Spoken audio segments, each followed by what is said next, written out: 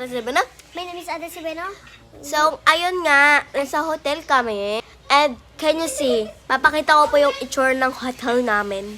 Hindi ko po papakita yung CR kasi nakaubod yung pinsa ko nung naliligo. Here, yan, gabi na kami. And may kuya,